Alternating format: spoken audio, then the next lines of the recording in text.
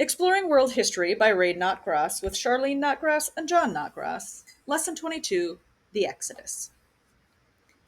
In the Exodus, God fulfilled his promise to Abraham by making a nation of his descendants and giving them the land of Canaan. The Exodus is the most significant single event in the history of the Old Testament Israel. It brought independence for Israel, showed God's willingness to act on their behalf, and it gave them their identity as God's people.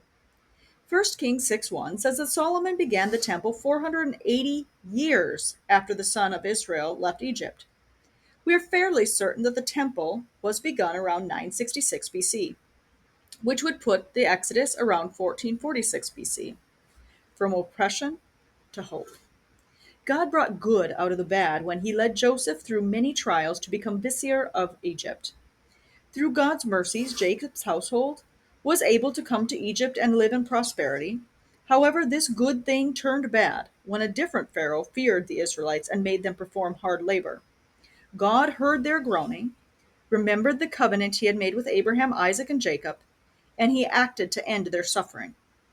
The Lord called Moses to lead his people out of bondage.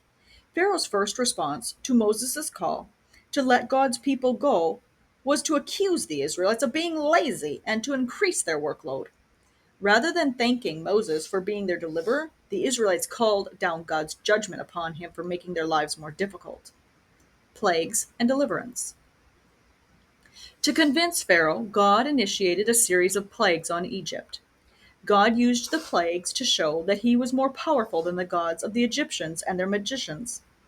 Pharaoh was unmoved by the first plague, even though it showed God's power over the Nile River. Pharaoh's magician reproduced it. After the second plague, which the magicians also reproduced, Pharaoh agreed to let the people go to sacrifice to God in the wilderness, but after the plague passed, he hardened his heart and changed his mind. The Egyptian magicians could not reproduce the third plague and recognized it as the finger of God, but Pharaoh's heart continued to be hardened. He still was not willing to admit that the Lord was indeed God. The Lord protected Israel from the fourth plague as a further demonstration of his working on their behalf. Pharaoh again gave them permission to go and even asked that they pray for him. But when the plague passed, he hardened his heart again. God continued to press his case by sending plague after plague, but stubborn Pharaoh responded by continuing to refuse Moses' requests. The plague of darkness was especially humiliating to the Egyptians who worshipped the sun god as a chief deity. The Hebrews, meanwhile, had light. The 10th plague was the death of the firstborn in every Egyptian home. God said that Israel was his firstborn son. The price that Pharaoh paid for refusing to let God's son go was the firstborn son would be killed. As part of the institution of the Passover meal, God instructed the Israelites to spread sheep's blood on their doorposts so that God would pass over their homes. As Pharaoh mourned the death of his own firstborn child, he finally agreed to let the people of Israel go. They left before he changed his mind.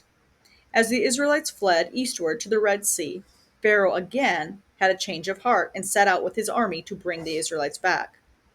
Seeking the advancing army, the Israelites became frightened and they accused Moses of bringing them out to the wilderness to die. God parted the waters so that Israel could walk to the other side. When Pharaoh and his army tried to follow, the Lord closed the sea over them and they were drowned. The covenant at Sinai. 3 months after leaving Egypt, the Israelites came to Mount Sinai. There, Moses met with God, who offered a covenant to Israel. The Lord offered the covenant on the basis of the grace he had already shown in bringing Israel out of slavery to him. All the earth is God's, God noted. But if the Israelites would obey his voice and keep his covenant, Israel would be his special, chosen people, a kingdom of priests and a holy nation. The people agreed to do whatever the Lord said. Following an elaborate preparation, the Lord then spoke the words of the law to Moses, beginning with the Ten Commandments.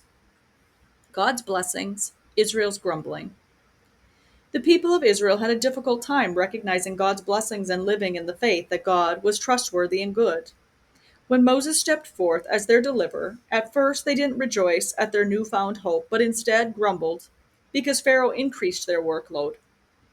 When God brought them out of the Red Sea, they didn't trust that God would carry through with their deliverance, but instead bewailed the fact that Pharaoh's army was following them. God provided amply for the people, even though they complained frequently. When the people grumbled about the lack of fresh water, God gave them water.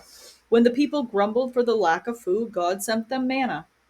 When they complained that all they had to eat day after day was the same manna from heaven, God gave them quail. When God spoke from Mount Sinai, they were afraid. They did not want to speak God to speak to them directly. When Moses took too long conversing with God on Mount Sinai, the people lost faith and they had Aaron make a golden calf as a pagan idol.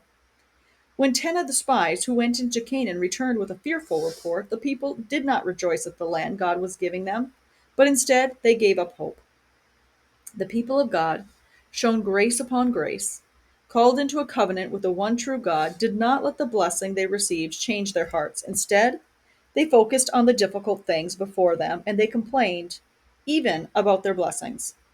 Rather than becoming a grateful people who trusted the God who had provided for them again and again, they became a grumbling people who doubted God and abandoned him at the least difficulty. May God's people today learn from this example and resolve to thank God for his blessings and so trust God even through the hard times. The significance of the Exodus. The Lord commanded Moses to take a census of Israel in the second year after they had come out of Egypt. The census revealed 603,550 men, not including the Levites. We can safely assume that most of these men were married and that many of them had children. It is not unreasonable to conclude that 1 to 2 million people came out of Egypt in that exodus. The exodus made Israel into a nation and gave them their identity as God's holy people. It showed that God can be trusted. Hundreds of years had passed since God had made his promise to Abraham. The intervening years had brought many unlikely twists and turns in the story, but God was faithful. Numerous references in the Bible point to the Exodus as a demonstration of God's mercy. Each year, even centuries later, the Passover reminded all Israelites of God's mercy and helped them feel as though they participated in the Exodus. The fathers in every generation were to say to their children, "With a powerful hand the Lord brought us out of Egypt, from the house of slavery." Exodus 13:14. Jews around the world continue to observe the Passover each year. However, they do not know Christ and are missing the ultimate fulfillment of God's promise. This pivotal event of the Old Testament has meaning for the Christian as well.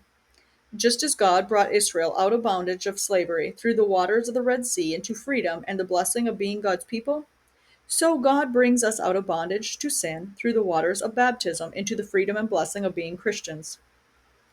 Paul describes Jesus as our Passover lamb, 1 Corinthians 5:7. The wanderings of the Israelites in the wilderness have been compared to the hardship of the Christian life. Crossing the Jordan and reaching the promised land have become symbols of death and heaven in many hymns. The story of Israel is unique in history. God wanted the Israelites to have a powerful sense of their special divine calling so that they would live up to his will for them.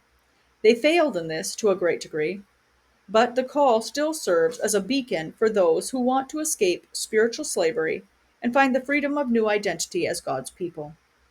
You yourselves have been what I did to the Egyptians, and how I bore you on eagle's wings and brought you to myself. Now then, if you will indeed obey my voice and keep my covenant, then you shall be my own possession among my people. For all the earth is mine, and you shall be to me a kingdom of priests and a holy nation. Exodus 19:4-6.